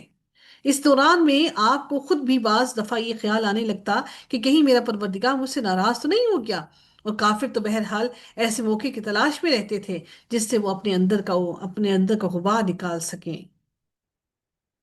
اس آیت میں یہ جو یہاں پر ہم نے پڑھی کہ آپ کے پروردگار نے نہ تو آپ کو چھوڑا ہے اور نہ ہی ناراض ہوا ہے، اور آپ کے لیے آخری دور ابتدائی دور سے یقیناً بہتر ہے۔ اس آیت میں اللہ تعالیٰ نے اس آیت میں اللہ رب العزت نے نبی کریم صلی اللہ علیہ وسلم کو ایک عظیم الشان خوشخبری دی، اور اس وقت دی جب اس کے پورا ہونے کے آثار دور دور تک کہیں نظر نہیں آ رہے تھے۔ اس میں آپ کو تسلی دی گئی کہ آپ کو کفار مکہ کی تکلیفوں اور دی گئی تکلیفوں اور ظلم سے نہ گھبرائیں، کیونکہ آپ کی زندگی میں آنے والا ہر دور اپنے پہلے دور سے بہتر ہوگا۔ اس لیے اللہ تعالیٰ نے فرمایا، اور یقیناً آپ کے لیے آخرت اور دنیا سے بہت بہتر ہے، اور جلد ہی آپ کا رب آپ کو اتنا دے گا کہ آپ خوش ہو جائیں گے۔ کیا آپ نے کیا اس نے آپ کو یتیم نہیں پایا تو اس نے ٹھکانہ دیا؟ اللہ تعالیٰ اب اپنے نبی کریم صلی اللہ علیہ وسلم کو اپنے احسانات بتا رہے ہیں کہ جب آپ یتیم تھے تو اللہ تعالیٰ نے آپ کو ٹھکانہ نہ دیا، اور اس نے آپ کو بے خبر پایا تو ہدایت دی۔ آپ کے پاس کوئی علم نہ تھا، اس نے جب آپ کو بے خبر پایا تو اس نے آپ کو ہدایت دی، اور آپ کو مال سے محروم پایا تو مالدار کر دیا، حضرت خدیجہ سے آپ کی شادی کر دی، مال دولت اور عزت اولاد سب کچھ عطا کیا۔ پھر اللہ تعالیٰ نے فرمایا چنانچہ تم یتیم پر سختی نہ کرو، ان کو پھر حکم دیا کہ آپ یتیم پر سختی نہ کریں اور سائل کو مت چھڑکو۔ یہ نبی کریم صلی اللہ علیہ وسلم کو کہنے کے بعد ہم تمام مسلمانوں کو کہا کہ ہم بھی بہترین سرپرست بنیں، ہم بھی یتیموں کی سرپرستی کریں۔ اللہ تعالیٰ نے صرف ان کو یہ کہنا مقصود نہیں تھا، بلکہ ان کے ذریعے ہم تک یہ پیغام پہنچانا بھی مقصود تھا کہ ہم بھی یتیم پر سختی نہ کریں اور سائل کو مت چھڑکیں۔ جب ہم سائل کو کچھ نہیں دے پاتے تو ہم کیا کہتے ہیں؟ معاف کریں، یہ کہتے نا۔ حالانکہ ہم حالانکہ ہم نے کچھ اس کو کہا نہیں ہوتا، لیکن معافی اس لیے کہ مانگتے ہیں کیونکہ اللہ تعالیٰ کے نام پر جب کوئی سوال کرتا ہے تو کہیں ایسا نہ ہو کہ روز قیامت اللہ تعالیٰ اور اللہ رب العزت ہم سب کو اس بات پہ پکڑ نہ لے کہ تم سے جب میرے نام پر سوال کیا گیا، جب میں نے مانگا تم نے مجھے دیا نہیں۔ ہم اس لیے فقیروں سے معافی مانگتے ہیں کہ معاف کرو، اور اس انداز میں معاف کی مت مانگے کہ جیسے آپ اس پر احسان جتا رہے ہیں اور معافی مانگ رہے ہیں، بلکہ ڈانٹنے کی ڈپٹنے کے انداز میں۔ اللہ تعالیٰ فرماتے ہیں اور رہی رب کی نعمت تو آپ بیان کریں، ولا وَأَمَّ بِنِعْمَةِ رَبِّكَ فَحَدِّثْ، اپنے رب کی تمام نعمتوں کو بیان کیجئے۔ سورہ عالم نشرح کا آغاز ہوتا ہے جو کہ مکی سورہ ہے۔ بسم اللہ الرحمن الرحیم، عالم نشرح لک صدرک۔ اللہ رب العزت ارشاد فرماتے ہیں کہ عالم نشرح لک صدرک، کیا ہم نے آپ کے لیے آپ کا سینہ نہیں کھول دیا؟ نبی اکرم صلی اللہ علیہ وسلم کو کہا جا رہا ہے کہ کیا ہم نے آپ کے لیے آپ کے سینے کو نہیں کھول دیا کہ اس کے اندر ہم نے اپنے دین کو، اسلام کو آپ کے دل کے اندر کھول کے اس کے اندر ڈال دیا؟ کیا ہم نے آپ کے سینے کو نہیں کھول دیا؟ ہمارے سینوں میں اگر قرآن کی کوئی بات نہیں اترتی تو اس کا مطلب واضح اور صاف ظاہر ہے کہ ہمارا سینہ ابھی تک قرآن کے لیے نہیں کھلا۔ اللہ تعالیٰ سے دعا کیجیے کہ اے اللہ اگر ہمیں سمجھ نہیں آ پا رہی تو پروردگار ہمارے سینے کو قرآن کے لیے کھول دے، کیونکہ دلوں کے اندر یا تو پھر برائی رہتی ہے یا پھر ہدایت رہتی ہے، دونوں چیزیں اکٹھی نہیں رہ سکتی۔ اگر قرآن کی کوئی بات سمجھ نہیں آتی ہے تو اس کا مطلب ہے کہ اللہ تعالیٰ نے ہمارے سینے کو نہیں کھولا۔ تو یاد رکھیے کہ اگر ہمارا دل ابھی، ہمارا سینہ نہیں کھلا تو اس کا مطلب ہے ابھی ہمارے سینے کے اندر برائیاں موجود ہیں، ابھی ہمارے دلوں کے اندر نفاق موجود ہے، ابھی ہمارے دلوں کے اندر حسد موجود ہے۔ اللہ سے دعا کیجیے اللہ ہمارے سینے کو اتنا کھول دے کہ ہم قرآن کا ہر ہر علم سیکھ سکیں اور پھر اس کو سکھا سکیں۔ تمام کے تمام علم جو قرآن سے منسلک ہیں وہ انٹر لنک ہے ایک دوسرے سے، ہم کسی ایک کو بھی چھوڑ کے قرآن کے اصل تک نہیں پہنچ سکتے۔ اور رب کائنات نے فرمایا اور ہم نے آپ پر سے آپ کا بوجھ اتار دیا ہے، اور ہم نے اور آپ سے آپ کا وہ بوجھ اتار دیا ہے جو آپ کی کمر توڑ رہا تھا۔ اب اس سے مراد کیا ہے کہ اس سے مراد کیا ہے کہ آپ سے وہ کون سا بوجھ؟ بالخصوص وہ جو گناہ کا کوئی بوجھ انسان کو ذہن انسان کے ذہن کو بہت تکلیف دیتا رہتا ہے، بار بار انسان کو کوفت میں ڈالے رکھتا ہے، اس بوجھ کو کہا کہ کیا ہم نے آپ کے اوپر سے وہ بوجھ اتار نہیں دیا؟ جب آپ کی پوری قوم شرک میں مبتلا تھی، گمراہیوں میں مبتلا تھی، اور پورا معاشرہ گمراہی میں مبتلا تھا، شرک میں مبتلا تھا، ہم نے آپ کو اس شرک سے بچا لیا، ہم نے آپ سے اس بوجھ کو اٹھا لیا، اس بوجھ نے آپ کی کمر توڑ دی تھی، اور ہم نے آپ کے لیے آپ کے ذکر کو بلند کر دیا، سبحان اللہ۔ نبی اکرم صلی اللہ علیہ وسلم کا یہ وہ ذکر کو بلند کرنا ہی ہے کہ قیامت کے دن تک تمام کے تمام لوگ، تمام مسلمان نبی اکرم صلی اللہ علیہ وسلم کا ذکر خیر کرتے رہیں گے انشاءاللہ۔ فَإِنَّ مَعَ الْعُسْرِ يُسْرًا، بس یقیناً مشکل کے ساتھ آسانی ہے۔ ہمیشہ سکسیس انسان کو زندگی میں مشقتوں کے بعد ملتی ہے، کبھی بھی آسانی سے کبھی بھی سکسیس نہیں ملتی۔ اگر آپ یہ سمجھتے ہیں کہ آپ قرآن کو ایسے ہی مشقتوں کے بغیر ہی سیکھ لیں گے تو یہ ناممکن ہے۔ پھر اللہ تعالیٰ نے اس بات پر پھر سے زور دیا، ان مع العسر یسرا، یقیناً مشکل کے ساتھ آسانی ہے۔ آج مشکل ہے، کل میرا رب ضرور آسانی کرے گا۔ فَإِذَا فَرَغْتَ فَانصَبْ، تو جب آپ فارغ ہو جائیں تو محنت کریں۔ کیا محنت کریں؟ یعنی اللہ تعالیٰ کی عبادت تو کر ہی رہے ہیں سارا دن میں، لیکن دنیا داری سے، دنیا کے معاملات سے جب آپ بالکل فارغ ہو جائیں تو پھر محنت کریں اپنے رب کو مزید راضی کرنے کے لیے۔ کاش کہ اگر یہ موبائل نہ ہوتا نا تو شاید ہم بہت آگے تک اپنے رب کو راضی کر لیتے، لیکن بدقسمتی سے اس موبائل نے، اس دجال کے آنے سے قبل ہی اس دجالی فطرے نے ہمیں ایسا اپنے اندر ڈبو لیا کہ ہم بہت سے معاملات میں گر گئے، ہم بہت سے گناہوں میں گر گئے، ہم بہت سارا وقت اس موبائل کی نظر کر دیتے ہیں۔ کام ہو سکتا ہے ہمارا 5-10 منٹ کا ہو، لیکن اس کو کرتے کرتے ہمارے کئی گھنٹے گزر جاتے ہیں۔ اللہ تعالیٰ پھر فرماتے ہیں نبی صلی اللہ علیہ وسلم کو، وَإِلَىٰ رَبِّكَ فَارْغَب، اور اپنے رب ہی کی طرف رغبت کریں، رب کی طرف رغبت کریں، اس سے محبت کریں۔ ان دو آیات میں رسول اللہ صلی اللہ علیہ وسلم کو یقین دہانی کرائی گئی ہے کہ اگر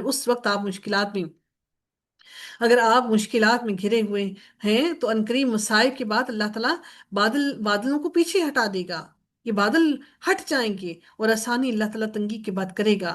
اور پھر رسول اللہ صلی اللہ علیہ وسلم کو اس کے بعد، اس مشکل کے بعد نکلنے کے بعد تبلیغ کے کاموں میں کہا کہ گھریلو مشاغل سے جب آپ فارغ ہو جائیں تو اسلام کی تعلیم و تربیت کے اندر اپنے پروردگار کی طرف رغبت رکھیں اور اسلام کو پھیلانے کی کوششیں کریں۔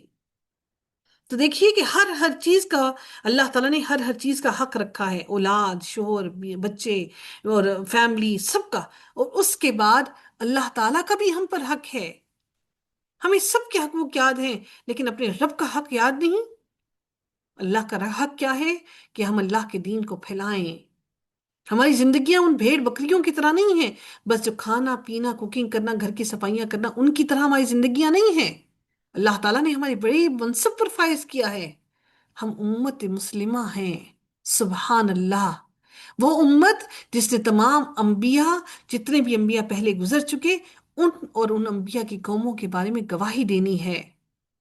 ہم وہ امت مسلمہ ہیں، اس کے لیے ہمیں مشقت کرنی ہے، محنت کرنی ہے۔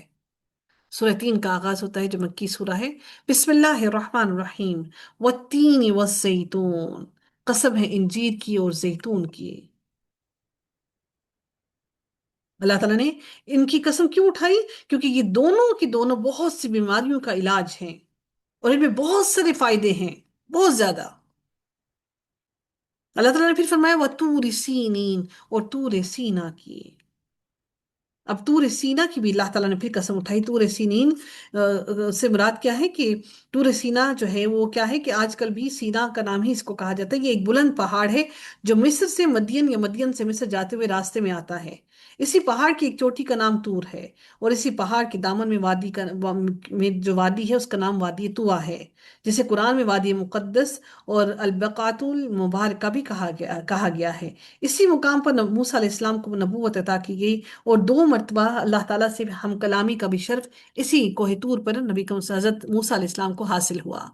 پھر اللہ تعالیٰ نے قسم اٹھائی وہاد البلد الامین، اور اس پرامن شہر کی قسم یعنی مکہ کی قسم اٹھائی، بلا شبہ یقیناً ہم نے انسان کو بہترین ساخت پر پیدا کیا ہے، یعنی انسان کو اللہ رب العزت نے بہترین ساخت پر پیدا کیا ہے۔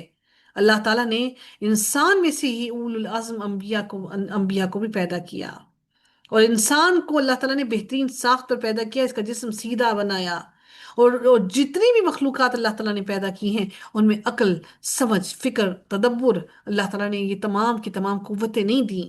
انسان اپنے جسم کے ہر ہر حصے کو استعمال کرتا ہے، آپ نے دیکھا ہم اپنی انگلیوں کو، اپنے اپنے ناخنوں کو بھی، ناخنوں سے بھی ہم یوز، ناخنوں کا بھی ہماری باڈی کے اندر یوز ہے۔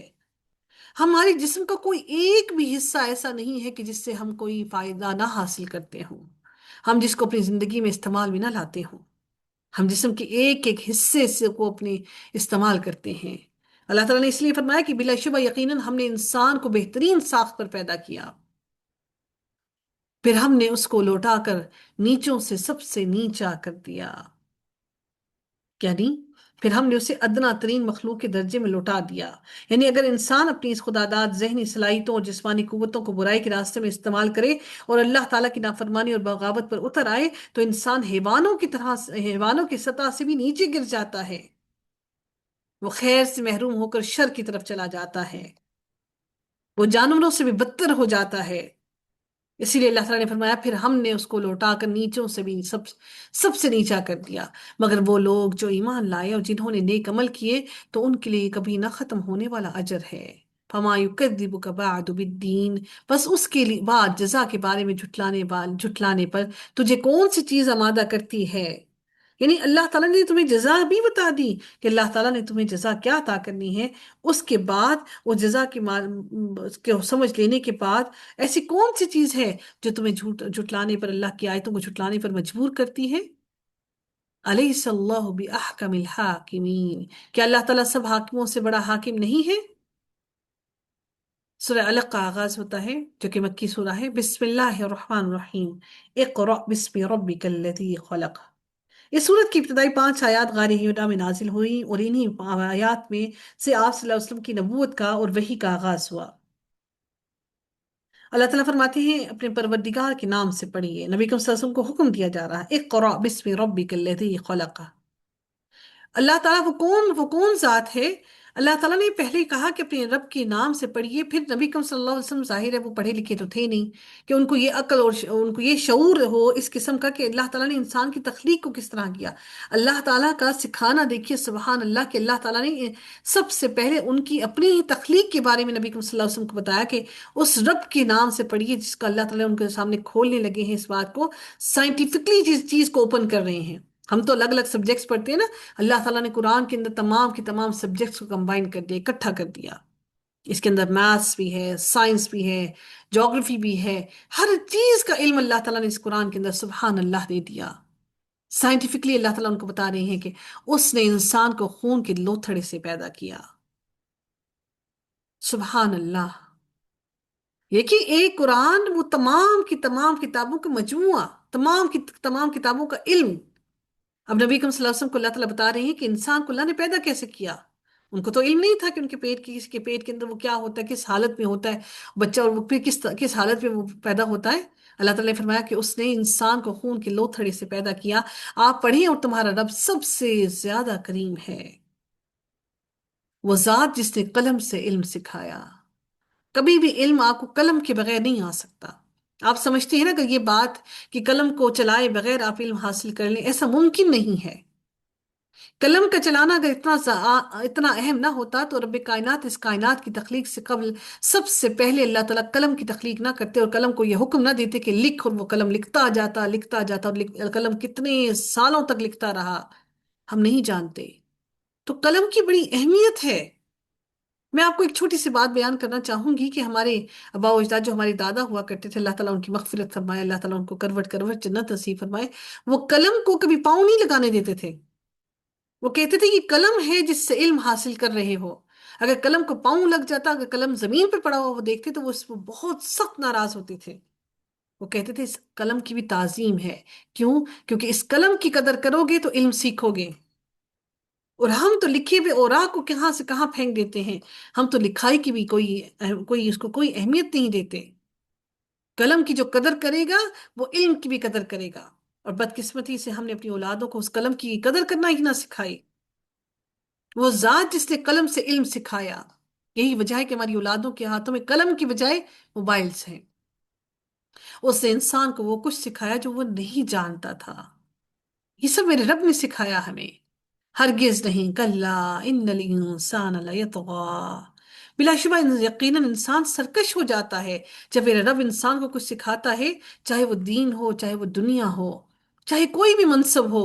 انسان سرکش ہو جاتا ہے اور سمجھتا ہے کہ میں سب سے زیادہ بڑا عالم ہوں، سب سے زیادہ جانا ہوا، سب سے زیادہ پڑھنے والا، مجھے سب چیزوں کا علم ہے.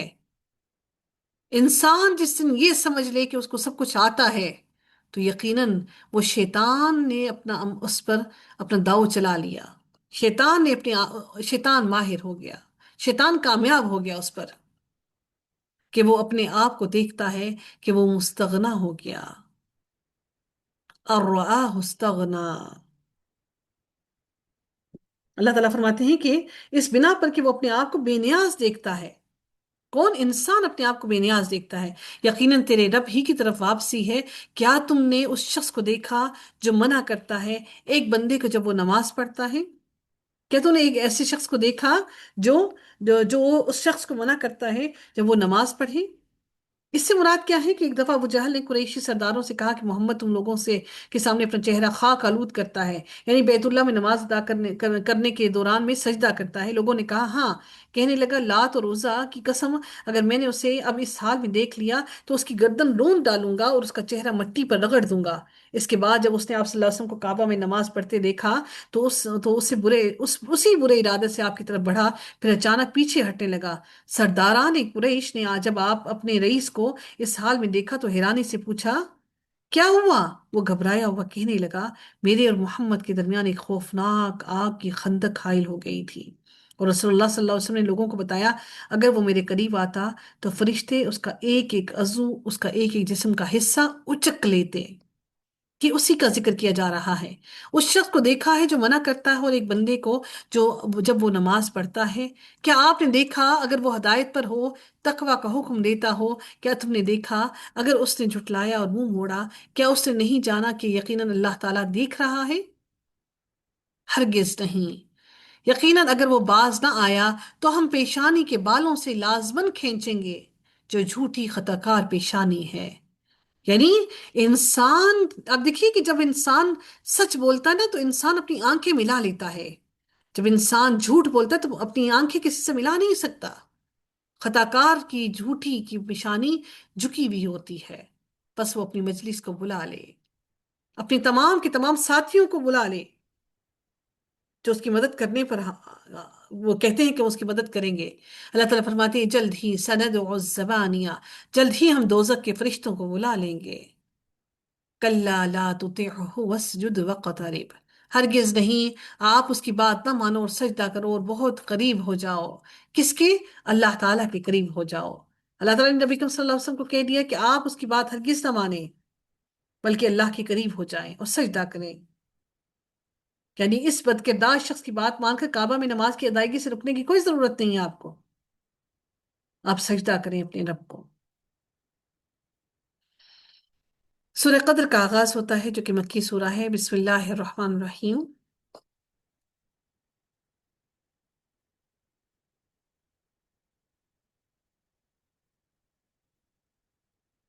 انا انزلناہ فی لیلۃ القدر. یقیناً ہم نے اس قرآن کو لیلۃ القدر میں نازل کیا. اس صورت میں قرآن کے متعلق اللہ تعالیٰ نے فرمایا کہ ہم نے اسے لیلۃ القدر میں نازل کیا. اور سورہ دخان میں اللہ تعالیٰ نے فرمایا کہ ہم نے اس قرآن کو لیلۃ المبارکہ میں نازل کیا، جس سے معلوم ہوا کہ لیلۃ القدر اور لیلۃ المبارکہ ایک ہی رات کی دو صفات ہیں یا دو نام ہیں. یہ الگ الگ راتیں نہیں ہیں. لیلۃ القدر جو ہے وہ ہی جو ہم لوگ کہتے ہیں نا جو شب برات، جو لیلۃ القدر ہے اس کا فارسی ترجمہ جو ہے وہ شب قدر یا شب برات ہے. فارسی میں لیلۃ القدر کو شب قدر یا شب برات کہا جاتا ہے. فارسی میں آپ اس کو بے شک سرچ کیجئے گا، آپ دیکھیے گا کہ شب قدر کا معنی کیا ہے. فارسی میں آپ کو خود پتہ چل جائے گا. شب قدر یا شب برات لیلۃ القدر سے علیحدہ کوئی رات نہیں ہے، جیسا کہ ہمارے ہاں کیا ہوتا ہے کہ 15 شعبان کو شب برات سمجھی جاتی ہے، بلکہ آتش بازی سے منایا جاتا ہے، اور اس سے متعلق بہت سی روایات، ضعیف روایات کو بھی شامل کر دیا جاتا ہے، اور پھر قرآن ہی سے معلوم ہوتا ہے کہ وہ رات رمضان میں ہے، جیسا کہ اللہ تعالیٰ نے سورہ بقرہ میں فرمایا شہر رمضان الذی انزل فیہ القرآن، رمضان کا مہینہ وہ ہے جس میں قرآن نازل ہوا، اور احادیث سے معلوم ہوتا ہے کہ وہ رات رمضان کے آخری عشرے میں آتی ہے، اور بعض روایات کے مطابق وہ 27ویں شب رمضان ہے۔ ليلة القدر کی رات کے بارے میں آپ کو جلدی سے کچھ حدیث بتانا چاہوں گی۔ سیدہ عبادہ بن سامت رضی اللہ تعالیٰ عنہ کہتے ہیں کہ رسول اللہ صلی اللہ علیہ وسلم اپنے حجرے سے نکلے، آپ لوگوں کو ليلة القدر بتانا چاہتے تھے، اتنے میں دو مسلمان لڑ پڑے، آپ نے فرمایا میں اس لیے نکلا تھا کہ تمہیں ليلة القدر بتاؤں، مگر فلاں فلاں لڑ پڑے تو وہ بات میرے دل سے اٹھا لی گئی، اور اسی میں شاید تمہاری بہتری تھی، اب تم اسے آخری عشرے کی 27ویں، 9ویں، 5ویں رات میں تلاش کرو۔ زر بن حبیش کہتے ہیں کہ میں نے ابی بن کعب رضی اللہ تعالیٰ عنہ سے کہا، تمہارے بھائی عبداللہ بن مسعود کہتے ہیں کہ جو شخص سال بھر قیام کرے وہ اس رات کو پالے گا۔ ابی بن کعب کہنے لگے اللہ تعالیٰ ابو عبد الرحمن کو بخشے، وہ خوب جانتے ہیں کہ لیلۃ القدر رمضان کے آخری عشرے میں ہے اور وہ 27ویں رات ہے، مگر وہ چاہتے ہیں کہ لوگ اسی پر بھروسہ نہ کر بیٹھیں۔ پھر ابھی نے پھر بغیر استثناء کے قسم کھائی کہ وہ 27ویں رات ہے۔ میں نے پوچھا ابو المنذر یعنی ابی بن کعب، تم کیسے یہ بات کہتے ہو؟ انہوں نے کہا اس نشانی کی بنا پر جو رسول اللہ اکرم صلی اللہ علیہ وآلہ وسلم نے ہمیں بتائی، اور وہ علامت یہ ہے کہ اس کی صبح کو جب سورج نکلتا ہے تو اس میں شعاع نہیں ہوتی، یعنی کہ اس کی جو روشنی ہے، وہ شعائیں جو ہیں وہ بہت سختی سے، تیزی سے نہیں نکلتی۔ اب ایک سوال یہ پیدا ہوتا ہے کہ قرآن تو وقتاً فوقتاً زمین پر 23 سالوں میں اترا، مگر یہاں سارا قرآن ایک ہی رات میں نازل ہونے کا ذکر ہے، تو اس کا جواب مفسرین نے دو طرح سے دیا ہے کہ ایک یہ کہ اس رات کو سارا قرآن لوح محفوظ سے آسمان دنیا پر نازل کر دیا گیا، وہاں سے پھر اللہ تعالیٰ نے آہستہ آہستہ قرآن کو 23 سالوں میں زمین پر اتارا، اور دوسرا یہ کہ اس رات کا وہ سارا قرآن، یہ جو سارا کا سارا قرآن ہے، یہ وحی کے ذریعے جو ہے فرشتوں کے حوالے کر دیا گیا تھا، حاملان وہی جو وہی لانے والے ہیں، وہی والے جو فرشتے ہیں، ان کے حوالے کر دیا گیا تھا، پھر اللہ تعالیٰ کے حکم کے مطابق آہستہ آہستہ زمین پر اتارا گیا۔ ایک اور اب آپ دیکھتے ہیں کہ یہ لیلۃ القدر کی رات اللہ تعالیٰ نے صرف نبی کریم صلی اللہ علیہ وسلم اور ان کی امت کو دی ہے۔ نبی کریم صلی اللہ علیہ وسلم کے دل میں ایک بات ہی گزرتی تھی کہ پہلے کی جو امتیں تھیں ان کی عمریں بہت لمبی تھیں، اور ان کی عبادتیں بھی بہت زیادہ تھیں، تو نبی کریم صلی اللہ علیہ وسلم کے دل میں یہ بات گراں گزرتی تھی کہ ان کی امت کی عمریں بہت چھوٹی ہیں، وہ اتنی عبادتیں نہیں کر سکیں گے، تو اللہ تعالیٰ نے پھر ان کو لیلۃ القدر عطا کر دی۔ اللہ تعالیٰ نے فرمایا یقیناً ہم نے اس قرآن کو لیلۃ القدر میں نازل کیا، اور تم کیا جانو کہ لیلۃ القدر کیا ہے؟ لیلۃ القدر 1000 مہینوں سے بہتر ہے، 1000 مہینوں سے بہتر ہے، یعنی 1000 مہینوں سے مراد 1000 مہینے کی معینہ مدت نہیں، جس کے مطابق 83 ایئرس اور 4 مہینے بنتے ہیں۔ اہل عرب کا قاعدہ تھا کہ جب انہیں بہت زیادہ مقدار یا مدت کا اظہار کرنا مقصود ہوتا تو 1000 یعنی الفن کا لفظ استعمال کرتے تھے، کیونکہ وہ حساب نہیں جانتے تھے، انہیں ظاہر پڑھے لکھے تو تھے نہیں، اور ان کے ہاں گنتی کا سب سے بڑا عدد جو تھا وہ الفن تھا، یعنی 1000 ہی تھا، بلکہ اس سے مراد ایک طویل زمانہ، مطلب لامتناہی زمانہ، انفینٹ۔ اس وضاحت کے بعد اس آیت کے دو مطلب بیان کیے جاتے ہیں، ایک یہ کہ بنی نوع انسان کی خیر اور بھلائی کا کام جتنا اس ایک رات میں ہوا، یعنی قرآن نازل ہوا، اتنا کام کسی طویل دور انسانی میں نہیں ہوا، اور دوسرا مطلب یہ ہے کہ اس ایک رات کی عبادت ایک طویل مدت کی عبادت سے بہتر ہے، اور اس مطلب کی تائید دو حدیثوں سے وہ کیا ہوتی ہے کہ سیدہ ابو ہریرہ رضی اللہ تعالیٰ عنہ کہتے ہیں کہ آپ صلی اللہ علیہ وسلم نے فرمایا جو شخص لیلۃ القدر میں ایمان کے ساتھ اور ثواب کی نیت سے قیام کرے، اس کے تمام کے تمام گناہ معاف کر دیے جائیں گے۔ بعض حضرات اس سے مراد 1000 مہینے سے مراد لیتے ہیں کہ 83 ایئرس اور 4 منتھ ہی لیتے ہیں، اس کے نزدیک ان کے نزدیک اس ایک رات کی عبادت 83 سالوں کی عبادت سے بہتر ہے جن میں شب قدر کو شمار نہ کیا جائے۔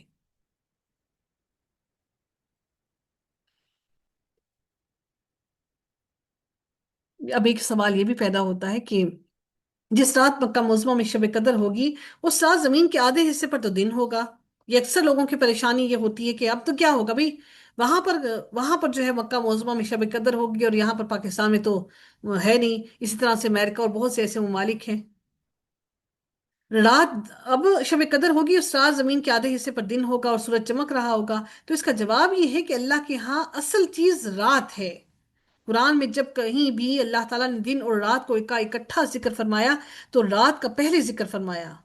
اللہ تعالیٰ نے ہمیشہ قرآن کے اندر رات کا ذکر پہلے فرمایا۔ آپ پڑھیں قرآن کے اندر جہاں پر بھی اللہ نے دن سے پہلے رات کا ذکر فرمایا ہے۔ بعض مقامات میں پر اللہ تعالیٰ نے صرف لیلا لیلا کا ذکر کر کے اس سے مراد رات اور دن دونوں کا، یعنی 24 گھنٹے کو مقصود تھا بیان کرنا۔ جیسے اللہ تعالیٰ نے موسیٰ علیہ السلام سے کہا، کیا کہا، حکم دیا، کیا کہا کہ ہم نے ان سے 30 راتوں کا وعدہ لیا۔ اب وہ 30 راتوں سے مراد کیا تھا؟ صرف 30 راتیں نہیں تھیں، وہ 24 گھنٹے تھے، 30 دن اور راتیں دونوں ملا کر۔ تو ان 30 راتوں سے مراد 30 راتیں اور دن دونوں تھے نا۔ اس لحاظ سے ہر مقام پر رمضان کی وہی مخصوص رات لیلۃ القدر سمجھی جائے جو اس رات کا تعین اس خاص مقام پر چاند کو دیکھ کر کی جاتی ہے۔ مجھے امید ہے کہ آپ لوگوں کے دل میں یہ خدشہ دور ہو گیا ہوگا۔ یہی بات جو ہم عرفہ کا دن کرتے ہیں تو ہم وہ کہتے ہیں نہیں، عرفہ کا دن تو وہ ہے جو سعودی عرب میں ہے، ہمارا تو نہیں ہے۔ اب پڑھتے ہیں اس آیت، اس سورہ کو دیکھتے ہیں اللہ تعالیٰ ارشاد کیا فرماتے ہیں۔ لیلۃ القدر خیر من الف شہر، لیلۃ القدر 1000 مہینوں سے بہتر ہے۔ تنزل الملائکۃ والروح فیہا بإذن ربہم من کل امر، فرشتے اور روح یعنی حضرت جبرائیل علیہ السلام اس میں اپنے رب کے حکم سے ہر کام کے بارے میں اترتے ہیں۔ بڑی اہم ترین بات اس میں آپ کو میں بیان کرنا چاہوں گی کہ سدرۃ المنتہا کے اوپر جو فرشتے ہیں وہ وہاں پر ان کا کام صرف اور صرف اللہ تعالیٰ کی حمد و ثنا بیان کرنا ہے، اس کے علاوہ وہ زمین پر کبھی بھی نہیں اترتے، ماں سوائے اس لیلۃ القدر کی رات کے۔ اور حضرت جبریل علیہ السلام اسی سدرۃ المنتہا کے اوپر وہاں پر ہی ان کے درمیان میں وہ وہاں پر ہوتے ہیں، اسی بیری کے درخت کے اوپر۔ اور حضرت جبریل علیہ السلام ان تمام فرشتوں کو لے کر زمین پر اترتے ہیں اور پھر پوری کی پوری روئے ارض، پوری کی پوری زمین پر پھیل جاتے ہیں اور ہر ہر گھر میں داخل ہوتے ہیں، ماں سوائے ان گھروں کے جن گھروں میں کتے ہیں، ماں سوائے ان گھروں کے جن گھروں میں ہم نے تصویریں ہینگ کر کے رکھی ہوئی ہیں، ماں سوائے ان گھروں کے جن گھروں میں شرک ہوتا ہے، ماں سوائے ان گھروں کے جن گھروں میں بدعات ہوتی ہیں۔ اور یہ تمام کے تمام فرشتے پوری کی پوری زمین میں تمام ان گھروں میں داخل ہوتے ہیں اور پھر ان مومنوں کے ساتھ وہ دیکھتے ہیں کہ کون کون سا مومن اللہ تعالیٰ کی حمد و ثنا کر رہا ہے اور کون اللہ کو سجدے کر رہا ہے۔ پھر یہ سارے کے سارے وہاں پر ہی اس انسان کے گھروں میں بیٹھ کر اس کے لیے مغفرت کی دعائیں کرتے ہیں اور وہاں پر سجدے میں وہ بھی ان کے ساتھ عبادتوں میں مشغول ہوتے ہیں۔ ایسا نہیں کہ زمین پر آنے کے بعد وہ اللہ کی عبادت کرنے سے نعوذ باللہ کوئی غافل ہو گئے، نہیں۔ پھر اس کے بعد جب وہ صبح کا سورج طلوع ہونے لگتا ہے تو اس وقت وہ سارے کے سارے حضرت جبرائیل علیہ السلام آسمان پر آتے ہیں، اور پھر ہوتے تو حضرت جبرائیل علیہ السلام بھی زمین پر ہی ہیں کیونکہ وہ ان کے سردار ہیں، اور پھر وہ ان کے ساتھ واپس اوپر آسمان پہ چڑھتے ہیں۔ پہلے آسمان کے فرشتے جب دروازہ کھولتے ہیں تو ان فرشتوں سے پوچھتے ہیں کہ تم نے ان بندوں کو کیسا پایا؟ تو وہ ان کو بتاتے ہیں کہ ہم نے ان بندوں کو، تمام بندوں کے بارے میں بتایا جاتا ہے کہ ہم نے ان بندوں کو اللہ تعالیٰ کے لیے سجدہ کرتے ہوئے پایا، اللہ سے معافی مانگتے ہوئے پایا، تو تم بھی ان کے لیے مغفرت کی دعا کرو۔ سبحان اللہ، وہ پہلے آسمان کے سارے فرشتے اس کے لیے مغفرت کی دعا کرتے ہیں، ماں سوائے اس شخص کے جس نے قطع تعلق کی، ماں سوائے اس شخص کے جس نے اپنے گھر والوں، اپنے گھر بار، اپنے بہن بھائیوں، اپنے رشتہ داروں سے قطع تعلقی کا اختیار کر لی، اس کے لیے مغفرت کی دعا نہیں کی جاتی، اس کے حق میں مغفرت کی دعا نہیں ہوتی۔ پھر وہ دوسرے آسمان پر چڑھتے ہیں فرشتے، پھر دوسرے آسمان کے فرشتے حال پوچھتے ہیں، ان کو بھی یہی حال بتاتے ہیں، اور وہ سارے فرشتے مل کر اس انسان کی مغفرت کے لیے دعا کرتے ہیں، سارے انسانوں کے لیے جو اللہ تعالیٰ کی حمد و ثنا کے لیے سجدے کر رہے ہیں، اللہ سے معافیاں مانگ رہے ہیں، اور جو بدعات سے بچے ہوئے ہیں، جو شرک سے بچے ہوئے ہیں۔ اسی طرح کرتے کرتے ساتوں آسمان پر آخر کار وہ اپنی منزل مقصود، اپنے درخت سدرۃ المنتہا پر پہنچ جاتے ہیں۔ پھر اللہ تعالیٰ کو ایسا نہیں کہ اللہ کو علم نہیں، پھر رب کائنات کے آگے وہ سارا حال بیان کرتے ہیں، اور پھر میرے رب ان سارے فرشتوں کی دعاؤں کی بدولت اللہ تعالیٰ ان سب لوگوں کو مغفرت عطا کر دیتا ہے، سبحان اللہ۔ یا اللہ تو ہمیں بھی ان لوگوں میں شامل کر دینا جو آج کے دن جہنم کی آگ سے محفوظ ہو گئے، جن کی گردنوں کو تو نے جہنم کی آگ سے محفوظ کر لیا۔ تو ہمیں بھی معاف کر دے، تو ہمیں بھی بخش دے، تو ہمیں بھی انہی لوگوں میں شامل کر دے۔ بے شک ہم بہت گناہ گار ہیں، لیکن تو معاف کرنے والا ہے، تو ہمیں معاف کر دے۔ یہی وجہ ہے کہ سورج کی کرنیں بہت تیزی سے نہیں ہوتی، کیونکہ آسمان پر فرشتے ہوتے ہیں، یہ اس پہلے آسمان پر سورج کی کرنیں اتنی زیادہ شعاعیں لے کر نہیں آتی۔ سارے فرشتے سبحان اللہ پر پھیلائے ہوئے، اور رات فجر کے طلوع ہونے تک سلامتی ہی سلامتی ہے۔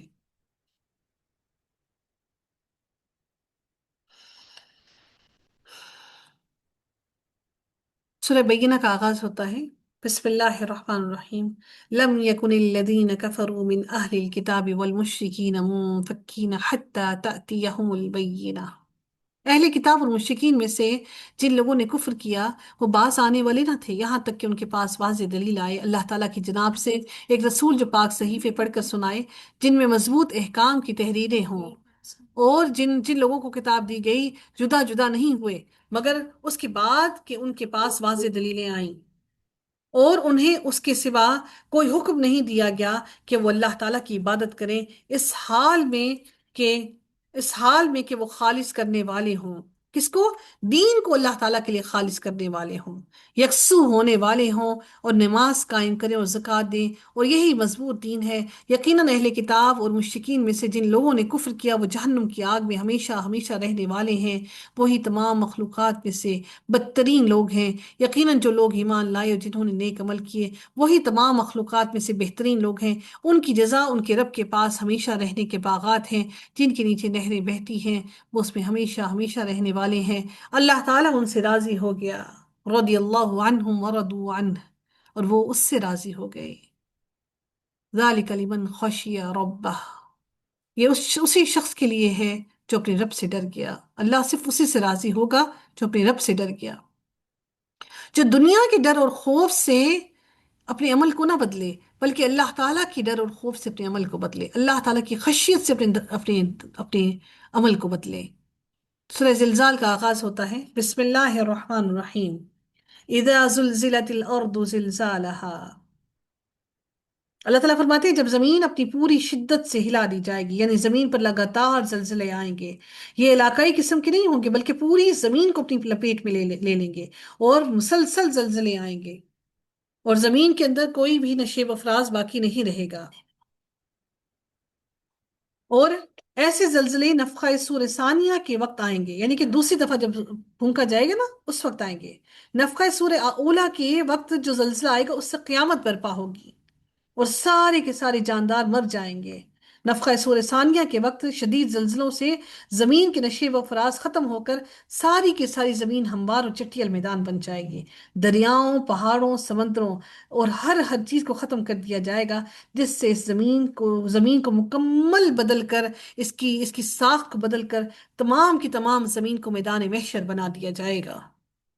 اس لیے رب کائنات نے فرمایا جب زمین پوری شدت سے ہلا دی جائے گی اس کا سخت ہلایا جانا، اور اب زمین اپنے سارے بوجھ باہر نکال دے گی، اپنے اندر جتنی بھی معدنیات، اپنے اندر جتنے بھی مردے جو جو چیزیں ہیں سب کو باہر نکال دے گی، اگل دے گی باہر۔ وقال الانسان ما لها، اور انسان کہے گا اس کو کیا ہوا، اس زمین کو کیا ہو گیا؟ حالانکہ ہم تو اپنی قبروں میں مٹی کے اندر پڑے ہوئے ہیں، ہم سارے انسان کہیں گے زمین کو کیا ہو گیا۔ یومئذ تحدث اخبارها، اس دن زمین اپنی خبریں بیان کرے گی۔ آخر زمین کا بھی حق بنتا ہے نا کہ وہ اللہ تعالیٰ کو اپنی ساری خبریں بیان کرے کہ اے رب مجھ پر ان لوگوں نے یہ کچھ کیا۔ زمین اپنی تمام خبریں اپنے رب کو بیان کرے گی، کیا کہے گی؟ بِأَنَّ رَبَّكَ أَوْحَىٰ لَهَا، اس لیے کہ آپ کے رب نے اسے وحی کی ہوگی کہ آج اے زمین اپنے دل کی ساری باتیں اپنے رب سے کہہ دو۔ يَوْمَئِذٍ يَصْدُرُ النَّاسُ أَشْتَاتًا لِيُرَوْا أَعْمَالَهُمْ، جس دن لوگ الگ الگ پلٹیں گے تاکہ ان کے اعمال ان کو دکھائے جائیں۔ سوچئے وہ لمحے کہ جہاں جہاں پر ہم نے زندگی میں گناہ کیے، جہاں جہاں ہمارے قدم اٹھ کر گئے، جہاں جہاں ہم نے اللہ تعالیٰ کی نافرمانی کی، وہ زمین کا ایک ایک حصہ، ایک ایک ٹکڑا اللہ تعالیٰ کو گواہی دے گا، وہ سارا حال دل اپنے رب کو سنائے گی۔ وہ لمحے سوچئے کہ ہم کس طرح خود کو چھپائیں گے۔ ابھی تو حساب کتاب ہونا باقی ہے، ابھی سب سے پہلی تو زمین گواہی دے گی، جس دن لوگ الگ الگ پلٹیں گے تاکہ ان کے اعمال ان کو دکھائے جائیں، تو جو ذرہ برابر نیکی کرے گا تو اس کو دیکھ لے گا، اور جو ذرہ برابر بھی بدی کرے گا وہ اس کو دیکھ لے گا۔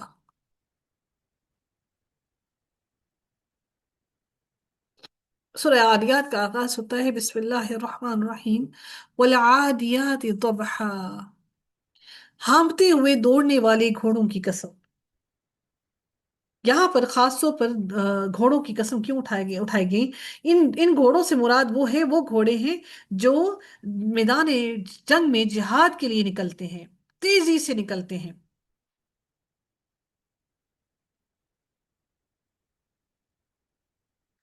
ان گھوڑوں کی قسم اٹھائی گئی۔ پھر پھر ان کی جو اپنی ٹاپوں سے چنگاریاں نکالتے ہیں، یعنی رات کے وقت میں جب وہ دوڑتے ہیں تو ان کی ٹاپوں سے، ان کے پیروں سے، قدموں سے چنگاریاں نکلتی ہیں۔ پھر جو صبح کے وقت چھاپا مارنے والوں کی، وہ جب صبح کے وقت بھی جب وہ جہاد کے لیے نکلتے ہیں، یہ گھوڑے ان کی مدد کرتے ہیں۔ پھر اس کے ساتھ وہ غبار اڑاتے ہیں، جب وہ تیزی سے دوڑتے ہیں تو پیچھے ان کے کیا ہوتا ہے؟ وہ دھواں، ان کا وہ مٹی اور گرد اور غبار اڑ رہا ہوتا ہے۔ فَوَسَطْنَ بِهِ جَمْعًا، پھر اس کے ساتھ لشکر میں گھس جاتے ہیں، یعنی وہ گھوڑے لشکروں کے اندر گھس جاتے ہیں۔ اب اس سے مراد کون ہے؟ بعض علماء کا خیال ہے کہ یہاں سے مراد وہ قبیلہ ہے جس پر انتقام یا لوٹ مار کی غرض سے حملہ کیا جاتا ہے، اور گھوڑوں سے مراد وہی گھوڑے ہیں جو عرب قبائل ایسے موقعوں پر استعمال کیا کرتے تھے۔ اللہ تعالیٰ نے جواب قسم کے دوران بھی فرمایا ہے کہ انسان مال کی محبت میں بری طرح مبتلا ہے۔ اللہ تعالیٰ نے یہ پیچھے قسم اٹھائی، اس کا جواب قسم کیا کہا؟ ان الانسان لربہ لکنود، انسان اپنے رب کے لیے بڑا ہی ناشکرا ہے، بہت ہی ناشکرا ہے۔ کیوں؟ وَإِنَّهُ عَلَىٰ ذَلِكَ لَشَهِيدٌ، اور بلا شبہ وہ اس پر یقیناً گواہ بھی ہے۔ کیوں؟ کیوں ناشکرا ہے؟ وَإِنَّهُ لِحُبِّ الْخَيْرِ لَشَدِيدٌ، اور بلا شبہ وہ مال کی محبت میں یقیناً بہت شدید ہے۔ اسی لیے انسان ناشکرا ہے، جتنا بھی مال مل جائے پھر بھی ناشکری ہی کرتا ہے۔ تو کیا وہ نہیں جانتا کہ جب قبروں میں جو کچھ ہے نکال دیا جائے گا، اور جو کچھ سینوں میں ہے ظاہر کر دیا جائے گا، بے شک ان کا رب اس دن یقیناً ان سے خوب باخبر ہوگا۔ ایسا نہیں کہ اللہ تعالیٰ آج باخبر نہیں ہے، اللہ تعالیٰ یقیناً آج بھی ہمارے ہر ہر عمل سے باخبر ہے، لیکن اللہ تعالیٰ اس دن ہمارے تمام کے تمام اعمال کو ہمارے سامنے لکھی ہوئی حالت میں ہمارے سامنے رجسٹرز کو کھول دیں گے، اور پھر انسان کے پاس، کسی کے پاس یہ گنجائش نہ ہوگی کہ اپنے اعمال کے آگے انکار کر سکے۔ سورہ قاریہ کا آغاز ہوتا ہے بسم اللہ الرحمن الرحیم، القاریہ، کھڑکھڑانے والی۔ ملقاریہ، وہ کھڑکھڑانے والی کیا ہے؟ یعنی ہر وہ چیز جو انسان پر شدت کے ساتھ نازل ہو اس کو قاریہ کہا جاتا ہے۔ یعنی کوئی عظیم ایسا حادثہ یا ایسی بھاری آفت جو انسان کو گھبراہٹ میں ڈال دے، اس سے مراد وہ قیامت کا حادثہ ہے۔ وہ کھٹکھٹائے گی، کھڑکھڑانے والی، یعنی کہ دلوں کو کھٹکھٹائے گی۔ پلبیٹیشن جس کو کہا جاتا ہے نا، بہت زیادہ دل کی دھڑکن بہت زیادہ تیز ہونا، جانا کہ دل کو باہر نکل، جیسے ایسے لگے گا جیسے دل کو باہر نکلنے لگا ہے۔ اور تم کیا جانو کہ وہ کیا ہے کھٹکھٹانے والی؟ جس دن لوگ بکھرے ہوئے پروانوں کی مانند ہوں گے، اور پہاڑ دھمکی ہوئی روئی رنگین اون کی طرح ہو جائیں گے، تو جس شخص کے پلڑے بھاری ہوں گے وہ پسندیدہ زندگی میں ہوگا، اور جس شخص کے پلڑے ہلکے ہوں گے تو اس کا ٹھکانہ گہری کھائی ہے، ہاویہ۔ یہ ہاویہ کیا ہے؟ بلندی سے ہاویہ در حقیقت ہوا سے ہے، ہوا یحوی، یعنی بلندی سے زمین پر گرنا۔ گہرے کنویں کو بھی کہا جاتا ہے، گہرے گھڑے کو بھی کہا جاتا ہے۔ ہاویہ سے مراد جہنم کی گہرائی یا گہری جہنم بھی ہو سکتی ہے، اور دوزخ میں ایک گہرے گڑھے کا نام ہے ہاویہ۔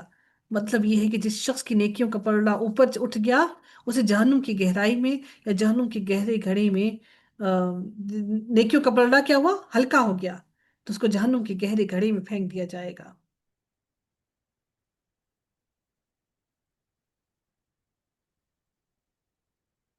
اللہ تعالیٰ فرماتے ہیں کہ وما ادراک ما ہی، اور تم کیا جانو کہ وہ کیا ہے؟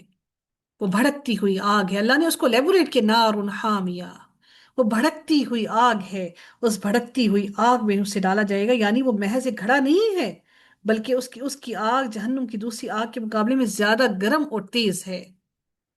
سورہ تکاثر کا آغاز ہوتا ہے بسم اللہ الرحمن الرحیم، الہاکم التکاثر، ایک دوسرے سے زیادہ حاصل کرنے کی حرص نے تمہیں غافل کر دیا۔ ہم سارے حرص کرتے ہیں نا کہ ہمیں یہ بھی مل جائے، یہ بھی مل جائے، یہ بھی مل جائے، اسے غافل کر دیا یہاں تک کہ تم نے قبرستان جا دیکھے، یعنی تم قبرستان تک پہنچ گئے، اپنی قبروں تک پہنچ گئے، ابھی بھی مال کمانے کی اور جمع کرنے کی حرص ہے۔ کلا سوف تعلمون، ہرگز نہیں، جلد ہی تم جان لو گے۔ ہم بڑھاپے کی آخری حد تک پہنچ جاتے ہیں اور یہ مال ہی ہے جو ہمیں بوڑھا نہیں ہونے دیتا، پھر ہرگز نہیں، جلد ہی تم جان لو گے۔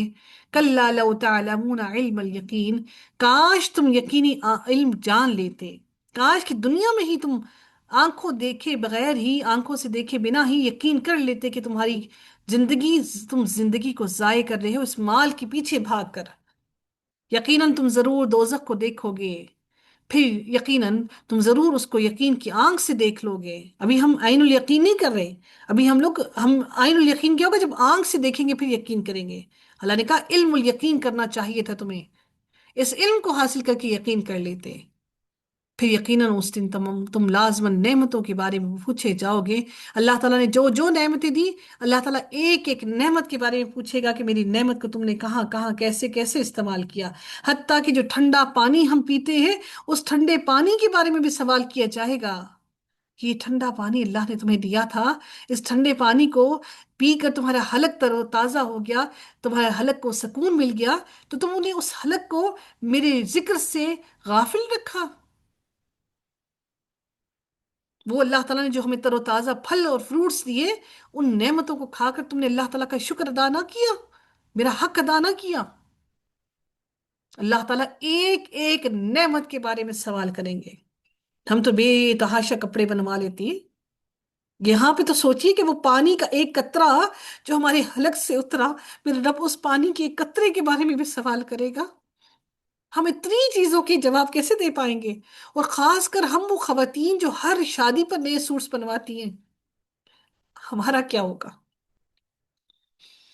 ایک دفعہ کپڑا پہن لیا، اب دوسری شادی پہ وہ پہن نہیں سکتے، لوگوں نے دیکھا، وہ بھی کیا کرے؟ اللہ نے تو پانی کی قطرے پر نہیں چھوڑنا، تو ان چیزوں کے بارے میں ہمارا کیا حال ہوگا؟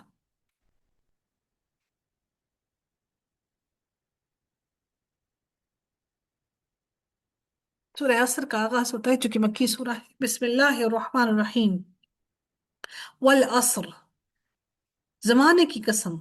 اس سے مراد عصر کا وقت بھی ہو سکتا ہے جو انسان کے لیے بڑا ہی مصروفیت کا وقت ہوتا ہے، تو اللہ تعالیٰ نے اور خاص طور پر اس نماز کا بھی ذکر فرمایا کہ اس نماز کی حفاظت کرو، کیونکہ یہ وقت بہت مصروفیت کا ہے۔ ان الانسان لفی خسر، بلا شبہ انسان گھاٹے میں ہے۔